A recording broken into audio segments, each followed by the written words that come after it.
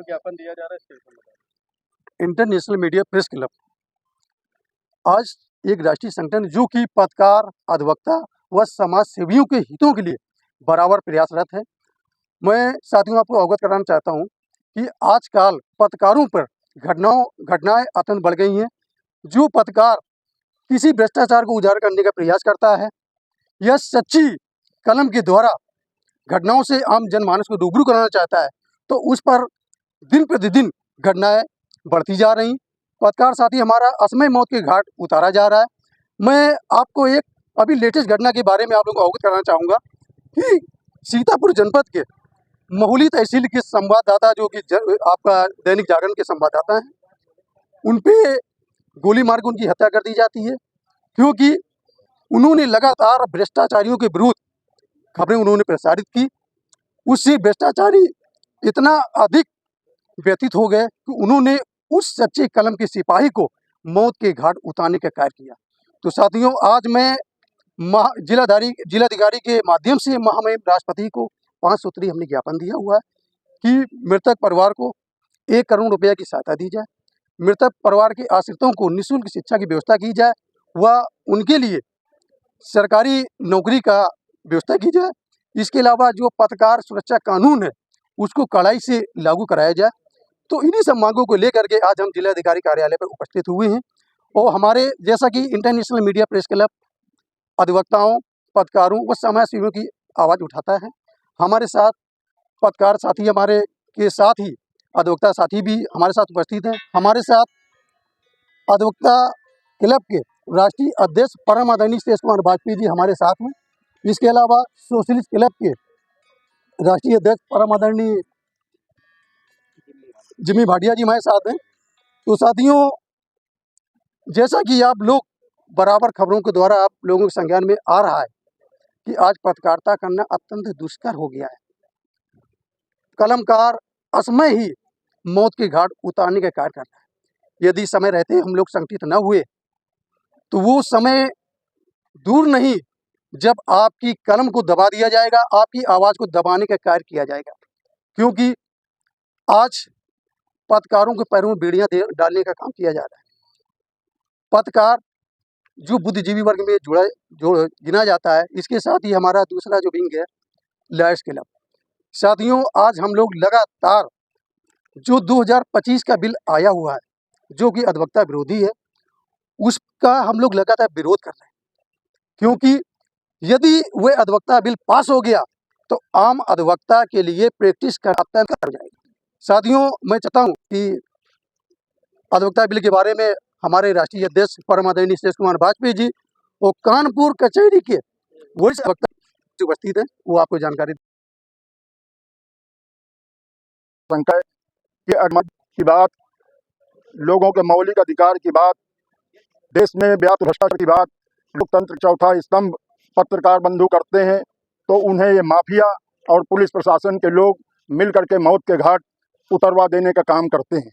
जैसा कि सीतापुर की घटना इस बात का उदाहरण है कि राघवेंद्र वाजपेयी जिन्होंने एक स्कैंडल पूरा का पूरा वहाँ के जनपद के भ्रष्टाचार के बारे में लिखना शुरू किया था और उसके बाद उनकी निर्मम हत्या करा दी गई। आज हम सारे के सारे लोग इस बात के लिए जिलाधिकारी के माध्यम से महामहिम राष्ट्रपति को संबोधित ज्ञापन देने के लिए यहाँ पर एकत्र हुए हैं, आए हैं। अधिवक्ताओं के साथ भी इसी तरीके का किया गया कि अधिवक्ता बिल ला करके अधिवक्ताओं की जबान और अधिवक्ताओं की कलम को बिल्कुल जो है वो मूक बना देना चाहती है ये सरकार। हम लोग किसी भी कीमत पर अधिवक्ता बिल भी नहीं पास होने देंगे। पत्रकार बंधुओं की स्वतंत्रता पर कहीं पर भी आंच नहीं आने देंगे। हम समाज के जागरूक लोग हैं और अपनी जागरूकता के साथ में इस देश की इस लड़ाई को आखिरी अंजाम तक लड़ने का काम करें। इसको लोकतंत्र का चौथा स्तंभ कहा जाता है, लेकिन विगत वर्षों से आप देख रहे होंगे कि किस तरीके से इस लोकतंत्र के स्तंभ को गोलियों मारकर गिराने की कोशिश की जा रही है। उसी की अभी एक घटना थी सीतापुर में, जहां पर हमारे पत्रकार साथी राघवेंद्र वाजपेयी जी को गोली मारकर उनकी हत्या कर दी गई। ये घटनाएं आपको क्या लगता है कि अनायास ही हो जाती हैं? ऐसा नहीं, एक सुनियोजित तरीके से की जा रही है कि पत्रकारों की आवाज़ जो उनके चरणों में जाकर गुलाम नहीं बन रही है, जिनकी कलम गुलाम नहीं बन रही है, उनके साथ इस तरह की हत्याएं की जा रही, जो उनके खिलाफ लिख रहा है वो इस दुनिया से रुखसत कर दिया जा रहा है, जो उनके साथ है वो मलाई मार रहा है।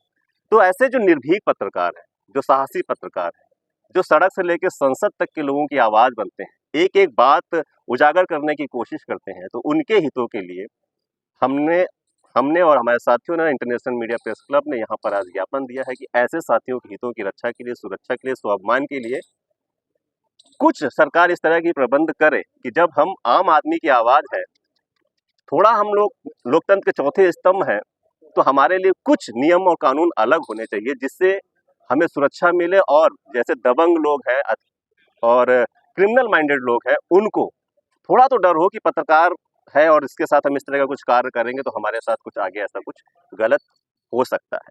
तो हमारी मांग यही है कि सुरक्षा की दृष्टि से कुछ ऐसे कड़े कानून लाया जाए, पत्रकार सुरक्षा अधिनियम लाया जाए, जिससे हम पत्रकारों की सुरक्षा के लिए कुछ प्रतिबंध किए जाएं।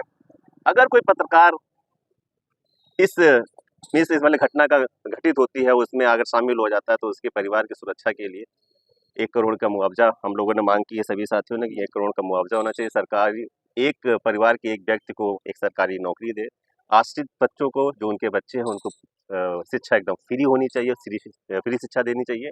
और भी जो मांगे हैं हम लोग लगातार करते रहेंगे। अगर जैसा कि हमारे वरिष्ठ साथी ने बताया है कि अगर सरकार इस पे नहीं चेतती है तो इंटरनेशनल मीडिया प्रेस क्लब पूरे प्रदेश में एक पत्रकारों की हितों की सुरक्षा रखने के लिए आंदोलन करेंगे, पूरे देश में आंदोलन करेंगे। जैसे कि हमारा नाम ही है इंटरनेशनल मीडिया प्रेस क्लब, समर्थन हमें विदेशों से भी प्राप्त हो रहा है कि भारत में पत्रकारों के हितों की सुरक्षा के लिए कड़े प्रतिबंध क्यों नहीं, कड़े कानून क्यों नहीं बनाए गए, इसकी मांग हो रही है, जिसकी आज पूरे उत्तर प्रदेश में कई जिलों पे हमारी टीमों ने ज्ञापन दिए हैं। और आगे भी अगर नहीं होता है तो ज्ञापन, इसके बाद ज्ञापन नहीं तो फिर आगे आंदोलन हम सभी करेंगे। माननीय राष्ट्रपति को संबोधित ज्ञापन मिला है और जिलाधिकारी महोदय के द्वारा ज्ञापन राष्ट्रपति महामहिम को पहुंचा दिया जाएगा और उसकी प्रति आपको भी प्रस्तुत कर दी जाएगी। Thank you.